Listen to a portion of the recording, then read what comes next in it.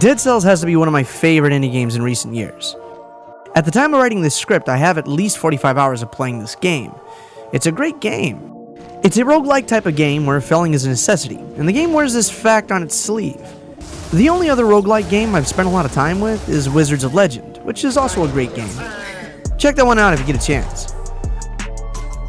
But that being said, Dead Cells has really helped me develop an appreciation for the genre of roguelike games in general. I remember watching gameplay or streams of people playing The Binding of Isaac, and I never really understood the appeal of working your way through several stages, or what have you, to risk losing everything you acquired in one playthrough to the next. Rogue Legacy was a game I spent very little time with because I didn't understand this mechanic of gameplay. Dead Cells has helped bring this appeal to the forefront for me with how well it puts this aspect of roguelike games into practice. Dead Cells is a relatively fast game.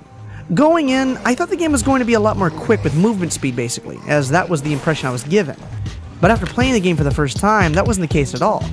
Not an issue, of course, but I was a little thrown off by people's claims of how fast-paced the game is. But as you play and you familiarize yourself with Dead Cells' rules, you realize that the speed and pacing of the game is dependent on you. As you play, your skills will become more tempered as you get better with each time you play. A good comparison that comes to mind is Donkey Kong Country, for example. It's not necessarily a fast-paced game.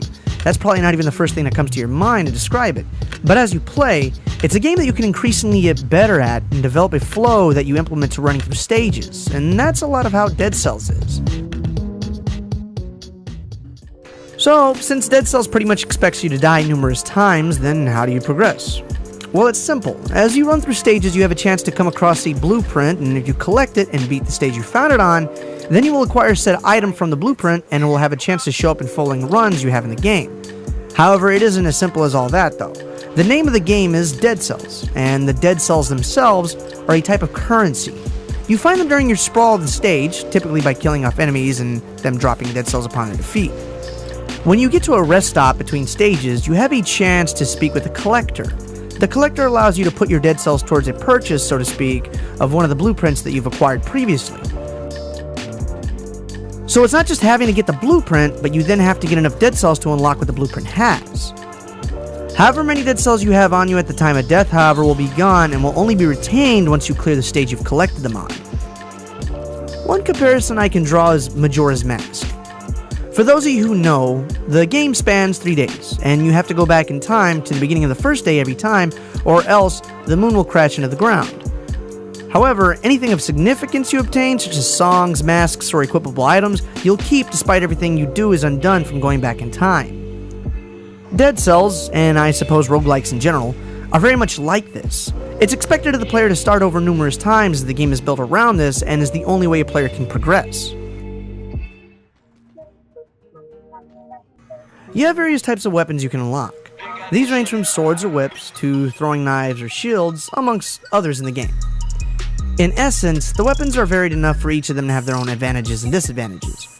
These are inherent to the player, meaning that a weapon that I favor for one reason may be the exact reason why you wouldn't like that weapon.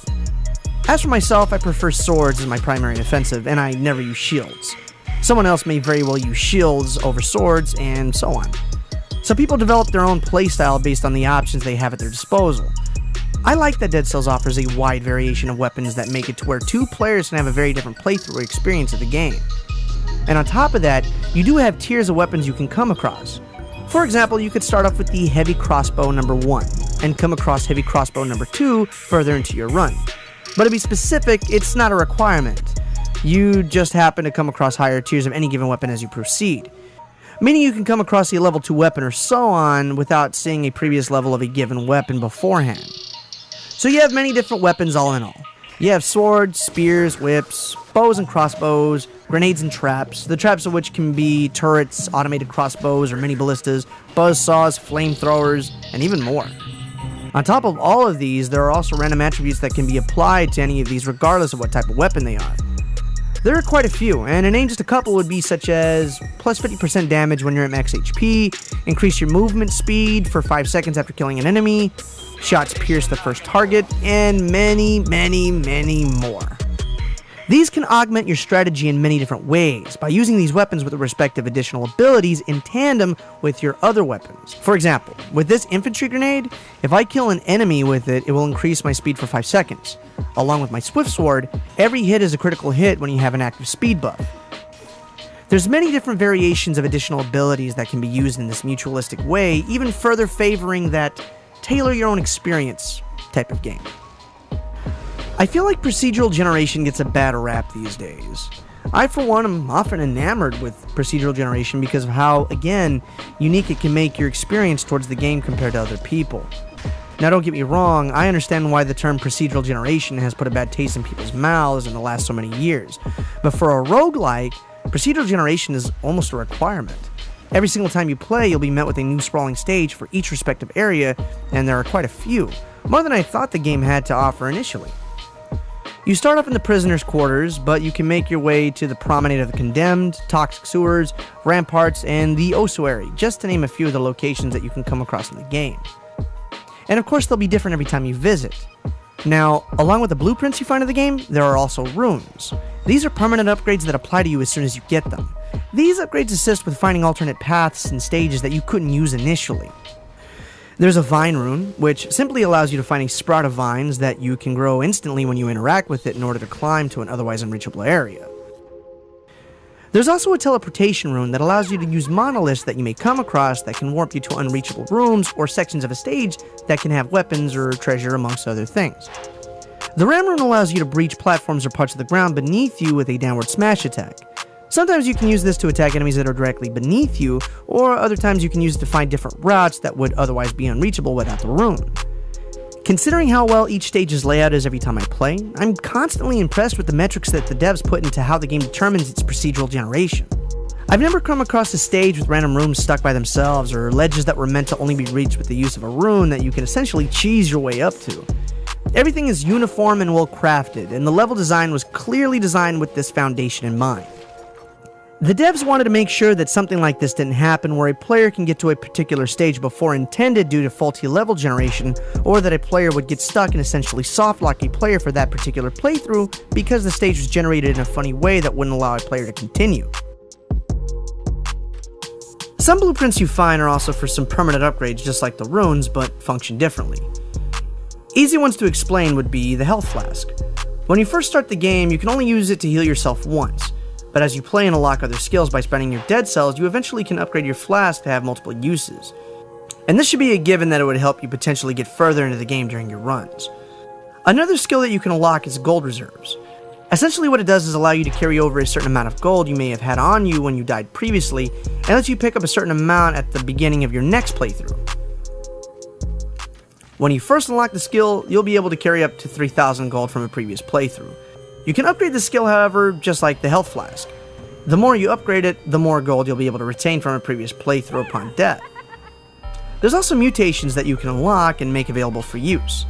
You can choose a mutation between stages, but can only have so many at one time. Mutations are essentially permanent for that particular playthrough.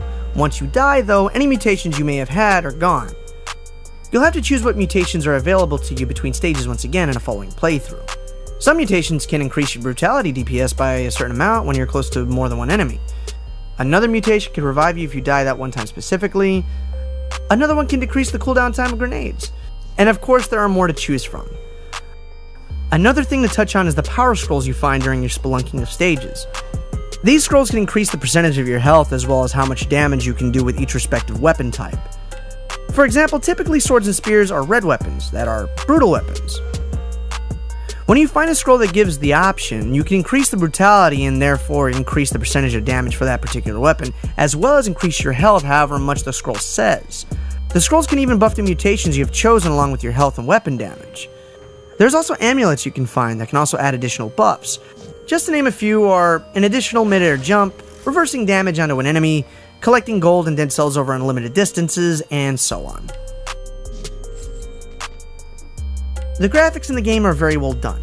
It has that pixelated style that's pretty much indicative of any games these days. And that's not to say that the game's visuals are lazy in any way. The devs definitely didn't rest on their laurels. I'm still awed every time I come to certain areas of the game. The Promenade of the Condemned is one of my favorite areas visually. Much like games from the olden times, games were able to be visually engaging regardless of the hardware limitations. You were supposed to experience the game in a way to where you can imagine it in detail if it were in reality or in a 3D iteration of the game. The Promenade of the Condemned really impresses me with its sulky vibe. Worn down buildings with overgrowth of plants, shallow puddles, the light shining through the trees in the background, and the falling of what looks kind of like cherry blossom tree leaves in the foreground. The Osu area is another favorite of mine. It was extremely intimidating the first time I made my way there. It felt like I was in a side-scrolling version of Doom. A lot of people draw comparisons to this game visually to Symphony of the Night, and that's probably what Twinmotion was going for. I do see it. But a friend of mine told me that it reminded him more of Prince of Persia on the NES. And that being said, I can see what he's getting at. The rotoscoped character movements really seem to be more of what the prisoner is like in his movements.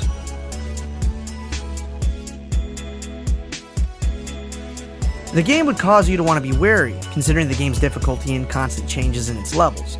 But it does reward players for throwing caution to the wind and making an attempt to beat each stage as quickly as possible. All stages after the initial one have a time door that can be opened if you reach it within the time limit. For example, the second level has a time door that you can enter if you reach it in under 2 minutes.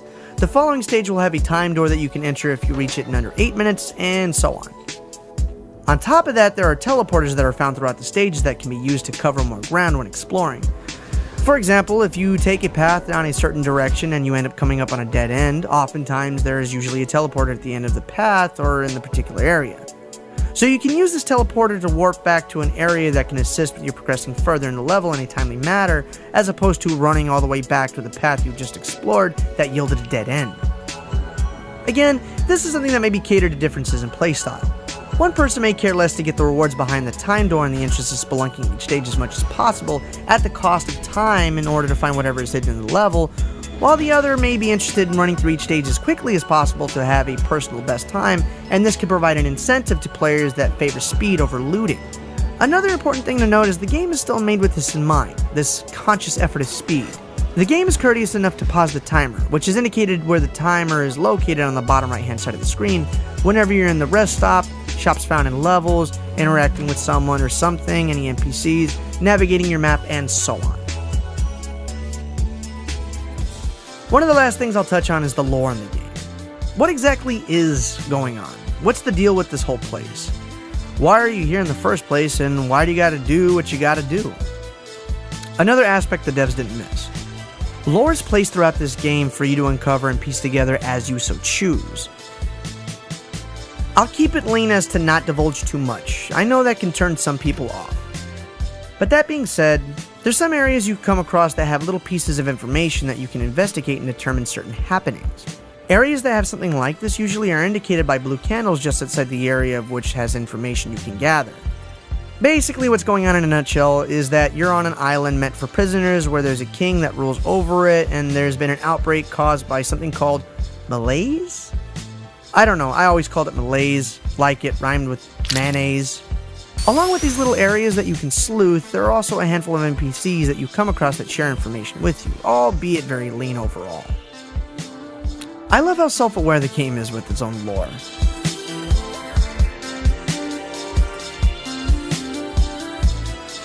But in the overall, it reminds me a lot of Dark Souls or Bloodborne in that regard. There's a story there to be had if you want to go through the effort to search, but it still takes a back seat to the gameplay first and foremost. At the end of it all, you guys, it's no surprise why this game won Best Action Game of 2018. It's an awesome game to play, and maybe for some of you who are a little bit on the fence, well, hopefully I filled you in a bit on what you need to know to go into this game with a better understanding of what the game is and what you can expect. How's it going, everybody? Thank you so much for watching my Dead Cells review. I really appreciate it, and thank you so much for again, taking the time to check it out. It really means a lot. Some of you might know, but for those of you who don't, this is the first time I put out a review in, at the time of this recording, just over 2 years. So that being said, it is quite the accomplishment, and I'm glad I actually finally took the time to put together some work on a review and get it out. That being said, this is kind of helping me get back on track as far as getting back into what got me started and, you know, being active on my channel to begin with is making reviews. So, I mean, in lieu of that, though, in the meantime, I also stream. I've been streaming for about a year, so go ahead and check that out. I stream on YouTube and on Twitch simultaneously, just to serve as a convenience for my viewers. So whatever, you know, whatever's your fancy, it'll be here on the screen. Also, to you guys, along with the Facebook and Twitter, I also do have a Discord, so if you want to go ahead and join that, if you have any questions you want to ask me outside of YouTube or Facebook or what have you, Discord's another place that I have that available. But I'm going to go ahead and keep it short and sweet, you guys. Thanks again for checking out the video. A new one will be coming soon, and until then, see you next time.